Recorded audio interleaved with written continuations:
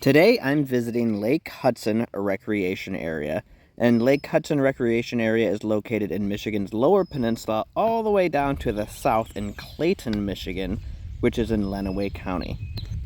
I'm starting off down by the lake here at the boat ramp area, and you can see there's a picnic table. There's actually a couple picnic tables here. You can come here and fish from shore if you don't have a boat, and you can go one way to the beach and the other way takes you to the campground. So I'm going to hike to the campground first. It's actually quite a long hike to get here. It feels like it's longer of a hike than what it really is. And be warned, there is a ton of poison ivy along the way, along the side of this trail, but the trail is very nicely mowed. I think the sign said it was about half a mile or so to get here to the campground, but it definitely felt like it was a little bit longer than that. And partway up the trail, you actually come up to this really neat spot. It looks like a little dam here. It's not much of a river that comes out the other side, but this is Lake Hudson. And no one's fishing from here. There's signs that says do not enter and all that, so I'm assuming you're not supposed to fish from here, but it looks like a pretty good spot to probably fish from. I did not stay and fish, however, but it was a really peaceful, quiet spot. That noise from the water going down into the drain, it's just a nice, relaxing, calming noise.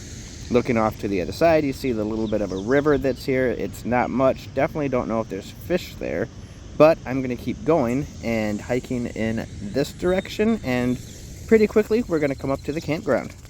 As we approach the campground just up the trail a little ways, we right away come to a power box. And I didn't realize and expect this, but this campground actually has electricity for most of the campsites, if not all of the campsites. I did not walk into each one to inspect it, but it did actually look like there was electricity for all of the sites, but don't quote me on that. So this is a semi-primitive campground, and with the offering of electricity, you do not get water that is running water. You get hand pump water only. There is also an option to rent out one of two cabins. There's the Bear Creek cabin and the Lakeview cabin. The Lakeview cabin looks like a small cozy cottage that holds just a couple people, where the Bear Creek cabin is a little bit larger and looks like you could probably hold several people in that cabin. The cost of staying at the campground at a regular campsite varies from $22 to $27, and I dug and was not able to come up with the cost of renting a cabin, as the website wouldn't give it to me for some reason, and there is no posting there at the campground that I could find to actually give the price. So you're just gonna have to reserve it and find out for yourself. As we walk through the campground here, I'm moving through kind of quickly, but the campground does sit on two different loops, and the campsites themselves are spaced out pretty good on the loops. I actually, for a busier campground with so many sites, I actually really like the campground and the amount of privacy that you get, especially if you're on the outside of a loop and you don't have a person backed right up to you. You seem much more remote, a lot more like you would at a state forest campground type setup where there's only a handful of campsites located. You also have the fire pit and the regular everyday picnic tables at all of the campsites. And water, like I said, it's hand pump water, but it's a little more scarce. I only saw a couple spots to pump water at the campground itself. This is the Lakeview cottage. Like I said, it's a cute little thing. Probably can't hold more than 2 or 3 people. I thought I'd try and see if the door would open, but of course it does not, and I didn't pay for it, so I don't have the security code. It's not an incredible view of the lake, but it's something at least, and it's better than sleeping out in the rain if you're coming with a tent in a thunderstorm. Lake Hudson itself is a 502-acre lake. If you're coming up here to fish, this lake has muskie, it has largemouth bass, walleye, and crappie in it. And while we were there, I'm pretty certain I saw some bluegill, which isn't a surprise, but it was not listed on the DNR website as one of the fish species to fish for here. This is the Bear Creek cabin, and like I said, it's a little bit bigger, and it's wheelchair accessible, so that's super handy.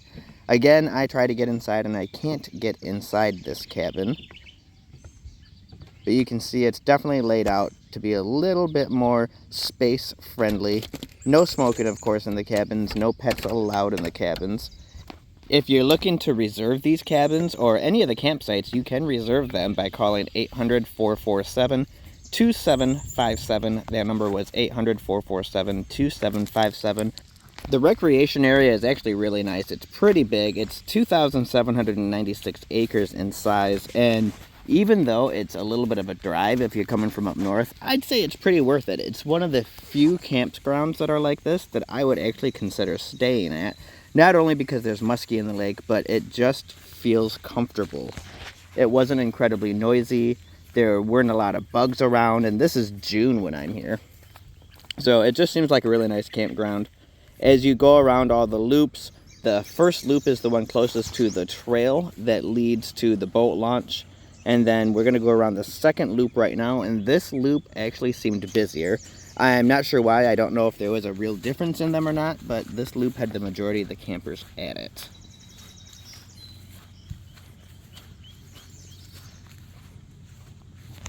You can see here there's like a little book club thing where you can take a book, leave a book. There's some information there at that information stand, but it's not anything of super good value. When you get to the campground, if you haven't pre-reserved, you actually have to go back to the headquarters at the main building on the drive-in, and you have to pick up the phone and call to make your reservations for your campsite. So that's a little bit different. I believe it said there's a yellow phone attached to the exterior of the building.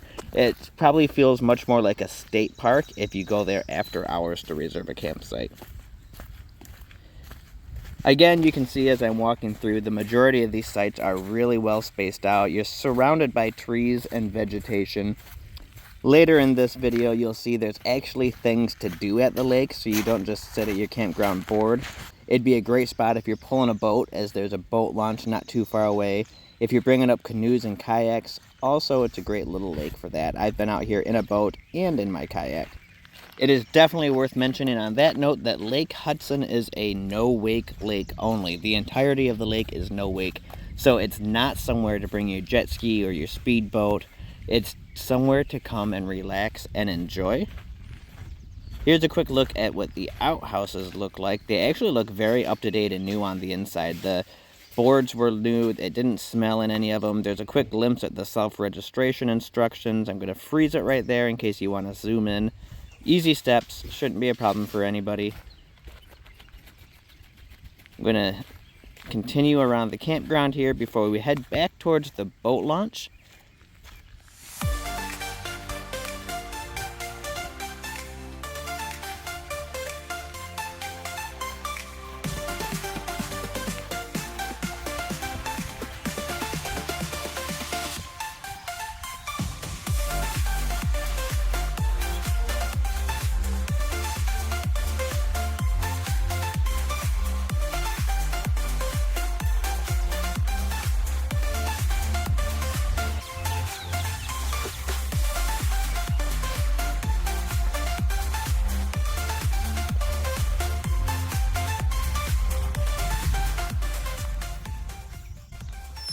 Okay, here we are back at the boat launch. Again, there's a little billboard here.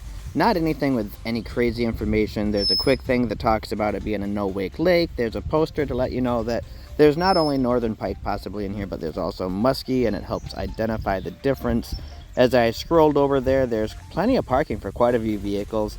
I'd imagine that probably certain times of the year that parking space fills up, but most campers are going to put their boat in and then probably drive back to their campsite as long as they have a lakeside campsite, which, to be fair, I didn't see a ton of them that were, but I did see a couple anglers put their boats in that drove them towards the campground. There's a special little dock over there that is specifically for launching kayaks and canoes.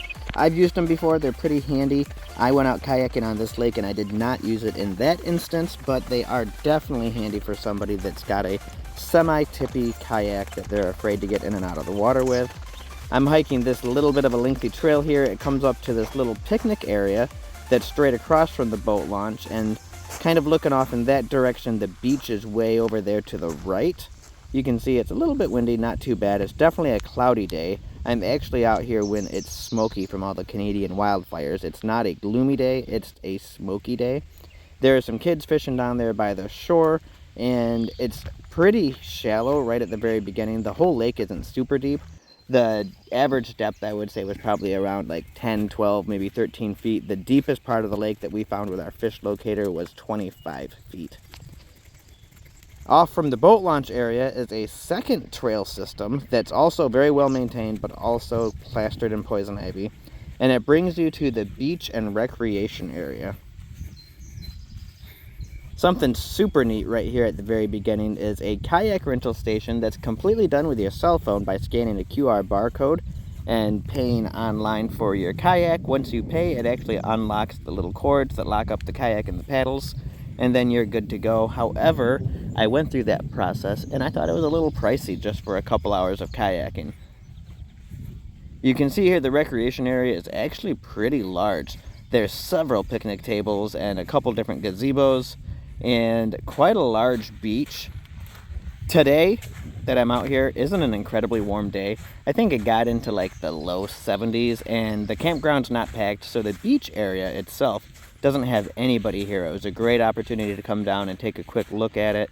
You can see it's just super sandy, just not a lot of people. There's a little bit of goose poop and no geese, so I don't know if they got spooked off or drove off or if they're just gone for the season, because there's also no geese out on the water.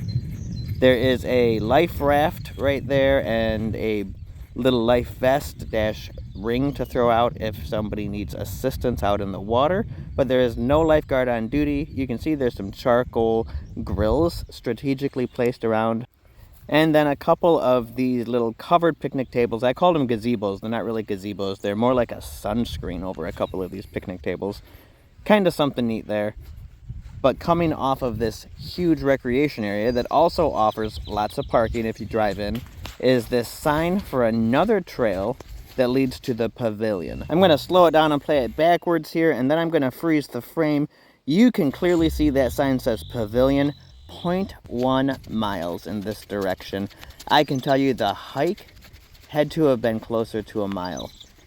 The sign also said that the campground going the other direction was a mile, and that's probably more accurate, but this hike seemed to take forever. And I'm not exaggerating, I'm not being dramatic. It had to have been at a minimum 3/4 of a mile, but I would guess probably closer to a mile. And the hike wasn't bad, don't get me wrong. It was a little muddy, we've recently had some rain, but no one else out here. It was nice and quiet, lots of birds. I saw some rabbits, I saw some woodchucks. Lots of wildlife. It was a pretty walk, but it was just longer than I expected, so don't go thinking you're in for a short hike.